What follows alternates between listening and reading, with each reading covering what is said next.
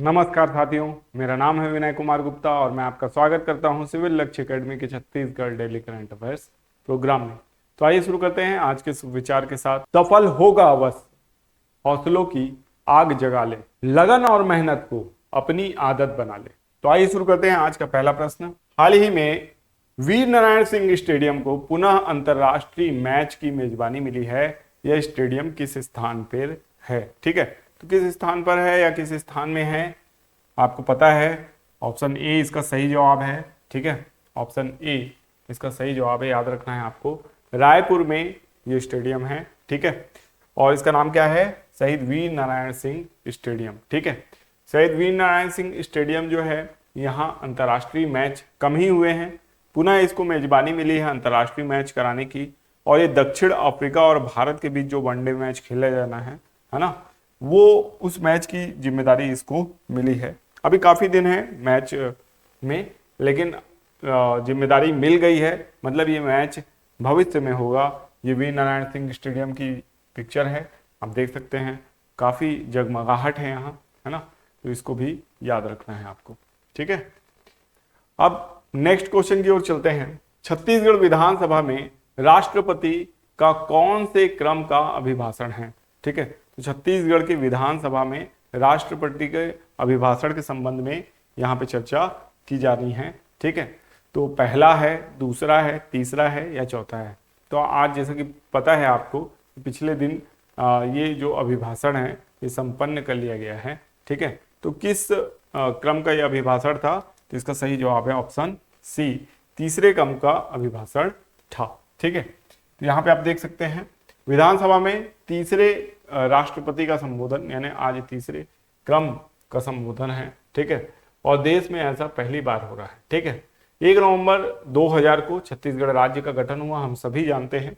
ठीक है, 14 दिसंबर 2000 को छत्तीसगढ़ विधानसभा की प्रथम सत्र प्रारंभ हुआ था।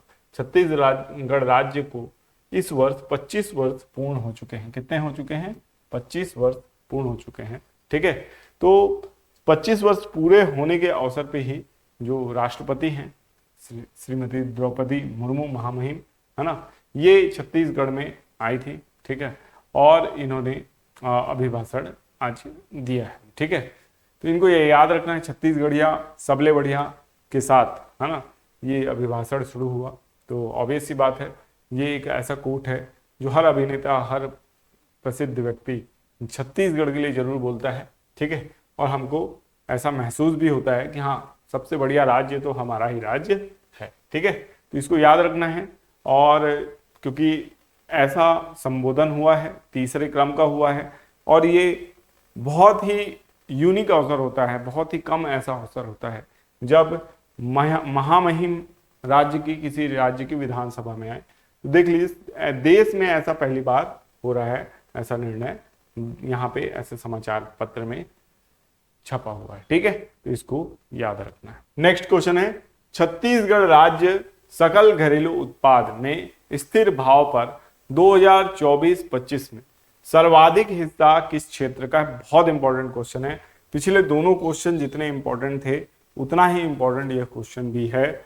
और क्योंकि सकल घरेलू उत्पाद में स्थिर भाव पर 2024-25 में सर्वाधिक हिस्सा किस क्षेत्र का, ऐसा पूछा जा रहा है, तो आप ये समझ गए होंगे ये क्वेश्चन मैंने कहां से उठाया है। तो बिल्कुल सही सोच रहे हैं आप, इकोनॉमिक सर्वे से मैंने ये क्वेश्चन उठाया है। ठीक है, और आप में से काफी सारे बच्चे ऐसा बोल रहे हैं कि इकोनॉमिक सर्वे की वो क्लास चाहते हैं, तो ऑब्जेक्टिव पैटर्न में चाहते हैं या डिस्क्रिप्टिव पैटर्न में, ये भी बताने का कष्ट करें। अगर ऑब्जेक्टिव पैटर्न में चाहते हैं तो ऑब्वियस सी बात है, बहुत सारे क्वेश्चन तो मैं ऑलरेडी कवर करा चुका हूँ जी। अभी धीरे धीरे मैं आगे बढ़ रहा हूँ, सारे क्वेश्चंस को कवर करने की कोशिश कर रहा हूँ जितने ज़्यादा हो सकें, और जितने भी डिटेल्स हैं उसको बताने की आपको कोशिश कर रहा हूँ। अगर आप चाहेंगे तो इन फ्यूचर, एकदम तुरंत तो वादा नहीं करूँगा, लेकिन हाँ कुछ समय बाद, मान लीजिए कि 15-20 दिन बाद, मैं एक आर्थिक सर्वेक्षण का आपके लिए अलग वीडियो लेके आऊँगा, और उस वीडियो में जितने भी आर्थिक सर्वेक्षण के मैंने क्वेश्चन कवर कराए हुए हैं उसको कंपाइल करके एक बार पुनः केवल आर्थिक सर्वेक्षण के ही क्वेश्चन उस पूरे वीडियो में होंगे, और आपका आर्थिक सर्वेक्षण हो जाएगा ऑब्जेक्टिव पैटर्न में। लेकिन ध्यान रहे, ये जो वीडियो होगा इसमें आर्थिक सर्वेक्षण पूरी तरीके से कवर नहीं होगा, कई सारी चीजें छूट जाएंगी। लेकिन अगर आप चाहते हैं कि नहीं पीडीएफ को हमको एक्सप्लेन कर दीजिए, आर्थिक सर्वेक्षण का जो पीडीएफ आया है, तो वो भी मैं कर सकता हूं आप लोगों के लिए। उसमें लाइन टू लाइन मैं पढ़ के आपको ये समझाने का प्रयास करूंगा इसमें क्वेश्चन किस प्रकार के बन सकते हैं। तो ऑब्जेक्टिव क्वेश्चंस भी वहां पे बताऊंगा कि किस प्रकार के बनेंगे और किस तरीके से क्वेश्चन मैं बनाता हूं, किस तरीके से क्वेश्चन एग्जामिनर्स बनाते हैं और कैसे एग्जामिनर्स जो क्वेश्चन को फ्रेम करते हैं। ठीक है, ये सारी चीजें उस वीडियो में मैं बताने का प्रयास करूंगा। ठीक है, अगर आप वो वीडियो चाहेंगे तो, ऑब्जेक्टिव ही चाहेंगे तो वो तो 15-20 दिन बाद आपको मिलेगा ही, क्योंकि मैं लगातार बनाता हुआ चल रहा हूं और जल्दी ही आर्थिक सर्वेक्षण का जो पूरा पोर्शन है मैं कवर कर लूंगा, तो आपको एक कंपाइल वीडियो मिल जाएगा। ठीक है, तो ये हो गया आपका स्थिर भाव वाला क्वेश्चन। ठीक है, तो आपको ये बताना है स्थिर भाव में सर्वाधिक हिस्सा किस क्षेत्र का है। इसका सही जवाब है ऑप्शन ए, उद्योग क्षेत्र का है। आर्थिक सर्वेक्षण में बहुत अच्छे तरीके से इसको समझाया गया है, आप यहाँ पे देख सकते हैं। प्रचलित भावों में सकल राज्य घरेलू उत्पाद के अग्रिम अनुमान बाजार मूल्य में जो इतना लाख अनुमानित है ना, जो 2023-24 से 10.89% अधिक है। ये क्वेश्चन हम ऑलरेडी कवर कर चुके हैं, 10.89% वाला। ठीक है, अब आते हैं नेक्स्ट पार्ट में। 2024-25 में स्थिर भाव में सकल राज्य घरेलू उत्पाद के अग्रिम अनुमान बाजार मूल्य पर इतने लाख अनुमानित है, जो वर्ष 2023-24 से 7.51% अधिक है। ये भी क्वेश्चन बनेगा, तो देखिए ये भी बहुत इंपॉर्टेंट है, उतना ही इंपॉर्टेंट ये भी। ठीक है, ये दोनों 7.51% ये भी इंपॉर्टेंट है और आपका 10.89% ये भी इंपॉर्टेंट है। ऐसे जितने भी परसेंटेज होते हैं ये इंपॉर्टेंट होते हैं। यहां पे भी आपको बोला गया है 2024-25 के लिए स्थिर भाव पर कृषि क्षेत्र का योगदान कितना है, 5.38%, बहुत इंपॉर्टेंट है। उद्योग क्षेत्र का 6.92% और सेवा क्षेत्र का कितना है, 8.54%। ठीक है, लेकिन ये हमारे प्रश्न का उत्तर नहीं है, हम लोग आगे बढ़ेंगे तब हमको उत्तर मिलेगा और उसको देखना पड़ेगा कि कहाँ पे दिया हुआ है। आप शायद मेरे से पहले अगर देख लिए होंगे तो बिल्कुल कमेंट कर सकते हैं। आगे देखिए, वर्ष 2024-25 में अखिल भारतीय के स्थिर भाव पर, अखिल भारत के स्थिर भाव पर, जो कि 2011-12 का है। स्थिर भाव किस वर्ष का लिया जाता है, आधार वर्ष क्या है, 2011-12। सकल घरेलू उत्पाद बाजार मूल्य पर 6.4% वृद्धि, जिसमें कृषि क्षेत्र में 3.6, उद्योग क्षेत्र में 6.2 और सेवा क्षेत्र में 7.2% की वृद्धि आधार मूल्यों पर अनुमानित की गई है। ठीक है, 2024-25 में। अब देखिए, पूर्व वर्षों की भांति उद्योग क्षेत्र का योगदान सकल राज्य घरेलू उत्पाद स्थिर भाव 2024-25 में सर्वाधिक रहा है। कितना रहा है, 47.90% होना अनुमानित है और यही हमारा उत्तर है, 47.92%। ठीक है, यहां पे भी अगर आप देख रहे हैं, इसीलिए मैं बोल रहा था कि आप मुझसे पहले भी देख सकते हैं, क्योंकि इस ग्राफ को आप देख रहे हैं, ये जो परसेंटेज है ये किसका है, उद्योग का है ना, ये उद्योग का परसेंटेज है। बहुत अच्छे से ग्राफ में समझाया गया है कि लगभग 50% पार्ट जो है उद्योग क्षेत्र का है, जो टोटल जो सकल राज्य घरेलू उत्पाद है छत्तीसगढ़ का। ठीक है, उसके बाद 35% भाग किसका है, लगभग 35% भाग सेवा क्षेत्र का। ये ग्रीन से दिखाया गया है, क्या दिखाया गया है, सेवा क्षेत्र को दिखाया गया, नीले से उद्योग क्षेत्र को, और जो बचा हुआ क्षेत्र है वो कृषि एवं संबद्ध क्षेत्र है, यानी प्राथमिक क्षेत्र है। ठीक है, तो ये सारी चीजें मैंने बताई। अगर इस पीडीएफ को आप आगे पढ़ेंगे तो 2023-24 की तुलना में 2024-25 में सकल राज्य घरेलू उत्पाद स्थिर भाव पर 2011-12 में प्रचलित में प्रतिशत वृद्धि सर्वाधिक व्यापार, होटल, जलपान गृह 14.06 प्रक्षेत्र एवं न्यूनतम रेलवे में -7.38 प्रक्षेत्र में संभावित है। तो रेलवे को माइनस में बताया गया कि माइनस में ग्रोथ हो रही है रेलवे में। ठीक है, जबकि जलपान गृह का हिस्सा कितना है, 14.06% है। ठीक है, तो इस तरीके से स्थिर भाव में व्यापार में सर्वाधिक व्यापार होटल एवं जलपान गृह वाले पार्ट का सबसे अधिक है। ठीक है, इसको भी याद रखना है। प्रति व्यक्ति आय, इसके संबंध में क्वेश्चन हमको आगे मिलेगा तो उसको वहां पे एक्सप्लेन करेंगे। ठीक है, यहां पे आप देख सकते हैं छत्तीसगढ़ की प्रति व्यक्ति आय निम्नलिखित में से किस वर्ष घटी थी। आपको ये बताना है कम किस वर्ष हुई थी, है ना। बढ़ तो लगातार रही है, कम किस वर्ष हुई थी।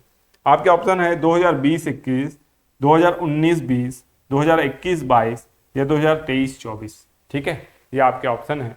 इसका सही जवाब है 2020-21।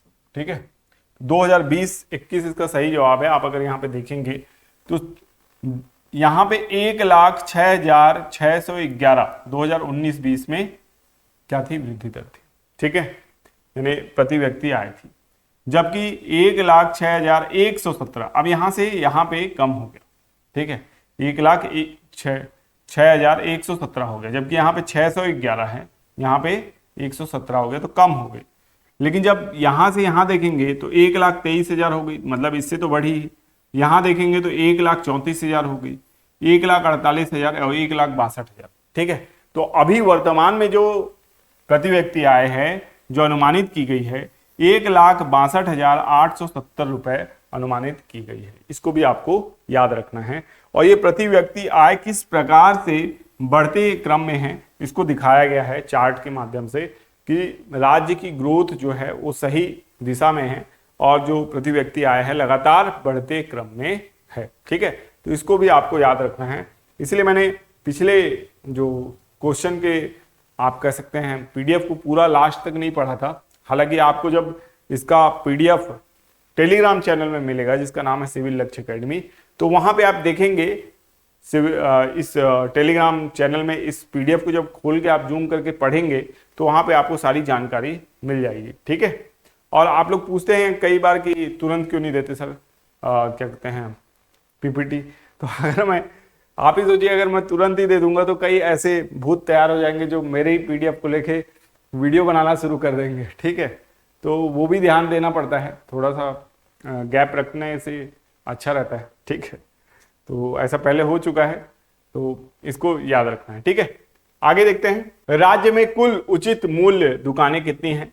How many fair price shop are there in the state. ठीक है, तो ये भी क्वेश्चन किसका है? ये भी क्वेश्चन है आपका आर्थिक सर्वेक्षण का। अब मैंने आपको बताया कि जब राउंड फिगर में ज्यादा चीजें हों तो जो आपको डाटा में दिया हुआ, जो राउंड फिगर में नहीं होता है ऑप्शन, वही सही जवाब होता है। तो यहाँ पे दिया हुआ है 11,000, 12,000, 14,000, जबकि यहाँ पे क्या दिया हुआ 13,879। तो ये सही जवाब है, 13,879 उचित मूल्य की दुकानें हैं। ठीक है, तो इसका एक्सप्लेनेशन देखते हैं। 13,879 जो है राज्य में सार्वजनिक वितरण प्रणाली के अंतर्गत अक्टूबर 2024 की स्थिति में शहरी क्षेत्र में 1885 एवं ग्रामीण क्षेत्र में 11,994 कुल 13,879 उचित मूल्य की दुकानें संचालित हैं। तो इसको याद रखना है आपको। सार्वजनिक वितरण प्रणाली के अंतर्गत प्रति माह लगभग 79.61 लाख राशन कार्ड धारियों को पात्रानुसार राशन सामग्री का वितरण किया जा रहा है। बहुत इंपॉर्टेंट है, आईएमपी है, ये भी आईएमपी है ना, और ये भी आईएमपी है, बहुत इंपॉर्टेंट है। ठीक है ना, वेरी वेरी इंपॉर्टेंट भी बोला जाए तो गलत नहीं होगा। ये सारे क्वेश्चंस आते हैं एग्जाम में। ठीक है, अभी जैसे कि कई लोग बोलते हैं एडीओ में क्यों नहीं आएगा ये सब तो छत्तीसगढ़ राज्य की यानी योजनाएं हैं, है ना। और एडीओ का काम क्या है? वो ग्रामीण विकास विस्तार अधिकारी, उसके तो यही सब काम है। ठीक है, कि किस तरीके से जो धान खरीदी हो रही है उसमें कौन कौन सी योजनाएं हैं, उसका लाभ कैसे प्रदान किया जाए, कृषि क्षेत्र में कौन सी योजना है उसका लाभ कैसे प्रदान किया जाए, मनरेगा का सही जो हस्तांतरण हो रहा है कि नहीं हो रहा है। ऐसी जितनी भी ग्रामीण क्षेत्र में पंचायत यानी वो ग्रामीण विकास विस्तार अधिकारी है, तो उसका काम ही है योजनाओं को धरातल पे पहुंचाना। ठीक है, एडीओ का। तो ये सारी चीजें जो हैं उसके लिए इंपॉर्टेंट है। जो इंपॉर्टेंट है वही सिलेबस में रखा गया है, वही आपसे पूछा जाएगा। और रूरल डेवलपमेंट में डिप्लोमा जिनके पास है उनके लिए तो भाई बहुत अच्छी बात है। जिनके पास डिप्लोमा नहीं है उनके भी चांसेस बहुत अच्छे रहते हैं एडीओ में। कारण यह है कि अगर आप टॉप करते हैं, मतलब शुरू से टॉप 10 में अगर आप आ गए, तो ये मान के चलिए कि आप श्योर है कि आपका हो जाता है। ठीक है, लास्ट टाइम भी जितने भी ज्यादातर जो बच्चे हैं जो टॉपर थे उनका आराम से हुआ। और आप देखेंगे टॉप रैंकर में कोई भी आपका वो बैसाखी नहीं लिया था पीजीडीआरडी की। हालांकि बोलना ऐसा भी ठीक नहीं है भाई, सबको जॉब चाहिए तो सब अपने हिसाब से यानी अगर वो डिग्री ले लेते हैं और उसके बाद उन्होंने डिग्री ली है, उस हिसाब से मेहनत की है, ठीक है, तो उनको एक अवसर तो मिलना ही चाहिए, है ना, ज़्यादा। अब स्थिति ऐसी हो गई। पिछले बार मौका, पिछले बार तो गलत हुआ था लोगों के साथ। हम लोगों ने भी जब देखा कि अचानक से पीजीडीआरडी को इम्पोज कर दिया एडीओ में, तो बहुत बुरा लगा था कि फॉर्म भरवा लिया तुमने, पैसा भी लिया था उस साल तो पैसा भी ले लिया तुमने, और लास्ट में ये प्रावधान ले लिया, लगा दिया कि पीजीडीआरडी होगा। एग्जाम के बहुत पहले, बहुत यानी समझ लिए 1 हफ्ते पहले ही ये नियम आ गया कि जो पीजीडीआरडी वाले हैं उनको इतने नंबर बोनस होंगे। ठीक है, चलो समझ में आता है, लेकिन बाकी लोगों को उतने ही नंबर काट दिए जाएंगे। तो एक बहुत बड़ा गैप क्रिएट हो गया। मतलब अगर 15 नंबर बोनस दे रहे हो, 15 नंबर काट दे रहे हो, तो गैप कितना हुआ? 30 नंबर का। लेकिन उसके बाद भी हमारे राज्य के युवा जो हैं बहुत होनहार हैं, और ऐसे ऐसे युवा निकल के आए जो कि पीजीडीआरडी के नंबर माइनस होने के बाद भी, ठीक है, वो क्या रहे, टॉप रैंकर बने ही रहे, और एडीओ की पोस्ट उन लोगों ने उस साल उठाई, ठीक है। और उनमें से कई लोग पद पे भी होंगे, है ना। अगर वो इस चैनल को फॉलो करते हैं तो बिल्कुल कमेंट करके जितने भी हमारे युवा साथी हैं उनका उत्साहवर्धन कर सकते हैं, ठीक है।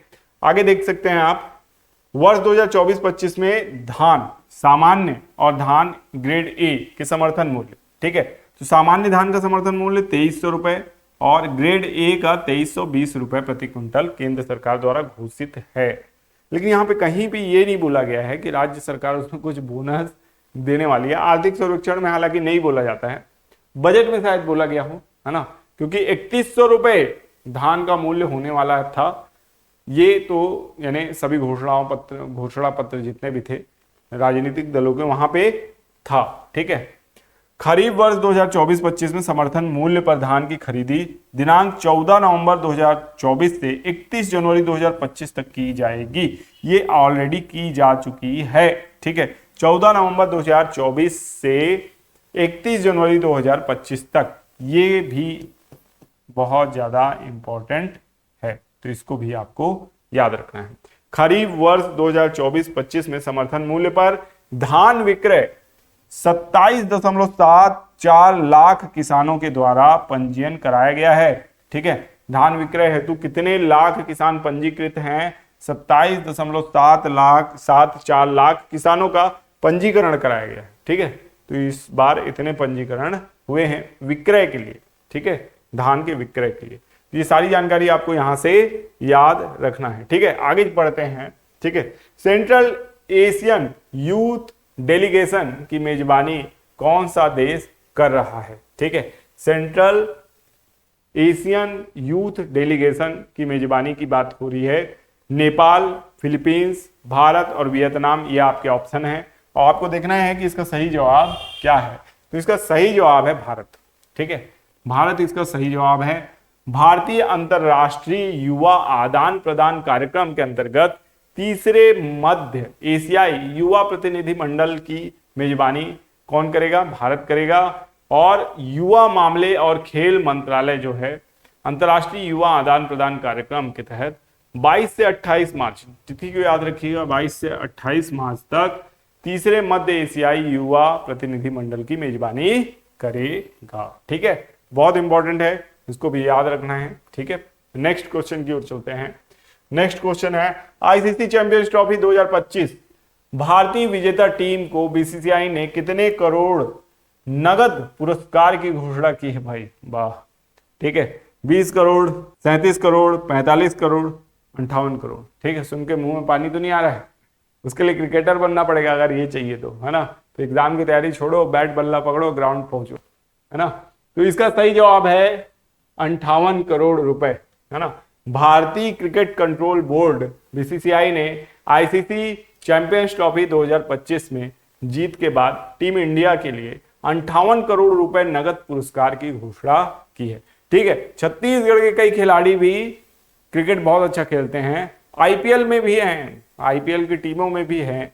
ऐसे खिलाड़ियों के नाम अगर आपको पता हो तो कमेंट बॉक्स में लिखिएगा। क्रिकेट के संबंध में हम लोग बात कर रहे हैं। ये व्हाइट जो जैकेट है ना, ये व्हाइट जैकेट किनको मिलती है? आईसीसी चैंपियंस को मिलती है।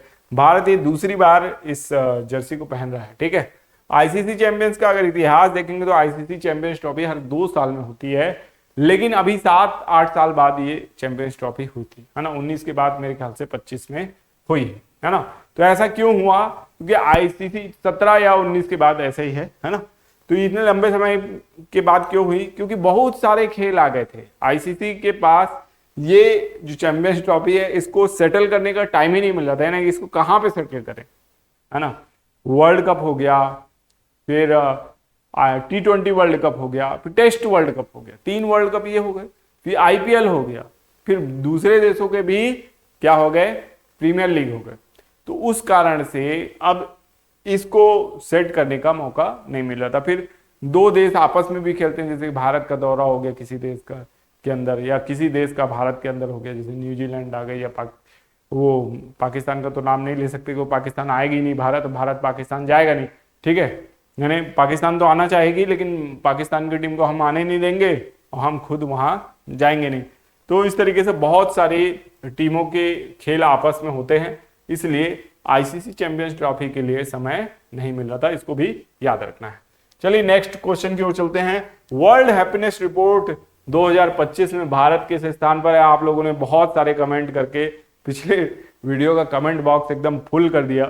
बहुत अच्छा लगता है जब आप लोग कमेंट करते हैं और कमेंट बॉक्स एकदम फुल दिखता है कि हाँ कमेंट वगैरह हुए हैं। लाइक भी बहुत आ रहे हैं आजकल, है ना। लाइक कीजिए भाई। हालांकि 1,500 लोग वीडियो देखते हैं तो 200-300 ही लाइक रहता है ना। उसको बढ़ाइए, कम से कम 500 का टारगेट तो मैं आपको देता हूँ। 500 लाइक तो होना चाहिए। अब 1,500 लोग देख रहे हैं, 2,000 लोग देख रहे हैं, तो 500 लाइक तो बनता है ना यार, है ना। जो वीडियो देख रहे हैं और लाइक देने में कंजूसी, अरे उसमें कौन सा पैसा लग रहा है? मैं डॉलर में तुम लोग से अनुदान थोड़ी मांग रहा हूँ कि डॉलर दे दो मेरे को, 1-2 डॉलर दान कर दो, है ना। आजकल सुपर थैंक्स चलता है, उसमें डॉलर जाता है, तो वैसा नहीं मांग रहा हूँ। लाइक तो दे दो यार, फ्री में करना है, उसमें कौन सा अंगूठा दर्द हो रहा तुम्हारा। ठीक है, तो वर्ल्ड हैप्पीनेस रिपोर्ट 2025 में भारत किस स्थान पर है? ठीक है, 126वें, 120वें, 118वें या 115वें? तो आप सभी ने बिल्कुल सही जवाब दिया था इसका, सभी बधाई के पात्र हैं। 118वें स्थान पर है। कई लोगों ने कमेंट भी लिखा कि हाँ सर आप बिल्कुल सही बोल रहे हैं, 118वें स्थान पे भारत को दिया है। बाकी जो पड़ोसी देश हैं श्रीलंका वगैरह, उसको ऊपर में रखा है हम लोगों से। ठीक है, श्रीलंका की बुराई नहीं कर रहा हूं, लेकिन श्रीलंका में अभी अभी आप देखेंगे तख्ता पलट हुआ था, बहुत ज्यादा वहां प्रोटेस्ट हुआ था। ठीक है, उसको ऊपर में रखना कहां से वाजिब है? पाकिस्तान की स्थिति, पाकिस्तान से खराब स्थिति में हम लोग किस आधार पे खराब स्थिति में है ना। ऐसे बहुत से देश हैं, जैसे कि आप देखिए यूक्रेन में बम गिर रहा है, उससे बुरी स्थिति में। फिलिस्तीन गाजा पट्टी, है ना, उससे नीचे में डाल दिया है। ठीक है, मतलब बनाने वाले, इंडेक्स बनाने वाले को भी सोचना चाहिए कि किस आधार पे वो बना रहा है और किसके ऊपर लांछन लगा रहा है। ठीक है, आसमान में थूकोगे तो मुंह ही में थूक गिरेगा, वैसा वाला बात है ना।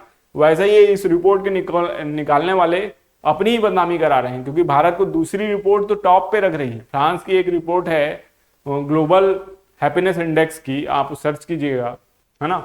वो संस्था भारत को टॉप में रखी है। इससे पहले चीन को रखती थी, क्योंकि चीन का डाटा आजकल उनको मिल नहीं रहा है, तो चीन को उस लिस्ट से ही बाहर कर दिया गया है।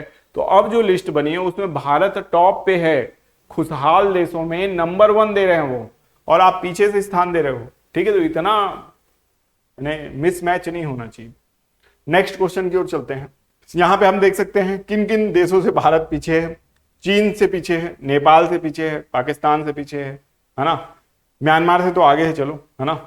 श्रीलंका और बांग्लादेश और अफगानिस्तान से हम लोग आगे हैं। अगर श्रीलंका का मैंने नाम लिया होगा तो सुधार लीजिएगा। ठीक है, उससे आगे हैं हम लोग अभी। नेक्स्ट क्वेश्चन है, अंतरराष्ट्रीय वन दिवस हर साल किस तारीख को मनाया जाता है? ठीक है, 22 मार्च, 20 मार्च, 21 मार्च या 23 मार्च? तो इसका सही जवाब है 21 मार्च को वन दिवस मनाया जाता है। इसको याद रखना है। संयुक्त राष्ट्र ने वनों की महत्वपूर्ण भूमिका के बारे में जागरूकता बढ़ाने और उत्सव मनाने के लिए 21 मार्च को अंतरराष्ट्रीय वन दिवस घोषित किया है। ठीक है, तो वन दिवस को याद रखना है, इंपॉर्टेंट है। अंतरराष्ट्रीय वन दिवस 21 मार्च को मनाया जाता है, बिल्कुल याद रखना है। नेक्स्ट क्वेश्चन है, आगामी 57वीं senior national kho kho championship 2025 का आयोजन कहां किया जाएगा? तो ये क्वेश्चन आप लोगों के लिए होमवर्क प्रश्न है, ठीक है। आपके ऑप्शन है पंजाब, उड़ीसा, राजस्थान या उत्तर प्रदेश। तो इसका सही जवाब आप कमेंट बॉक्स में देने का कष्ट करें, ठीक है। और आशा करते हैं ये वीडियो आपको पसंद आया होगा। वीडियो पसंद आया तो हमेशा की तरह लाइक करिए, है ना, 500 लाइक तक तो पहुंचाओ। कमेंट कम से कम 100, 150, 200 दिन भर कमेंट ही करते रहो। मेरे कहने का मतलब ये नहीं है ना, पढ़ाई कीजिए, लेकिन जब आप वीडियो देखने आते हैं तो एक आध कमेंट कर दीजिए, अच्छा लगता है, ठीक है। और मिलेंगे हम लोग नेक्स्ट वीडियो में। आपका दिन शुभ हो, धन्यवाद।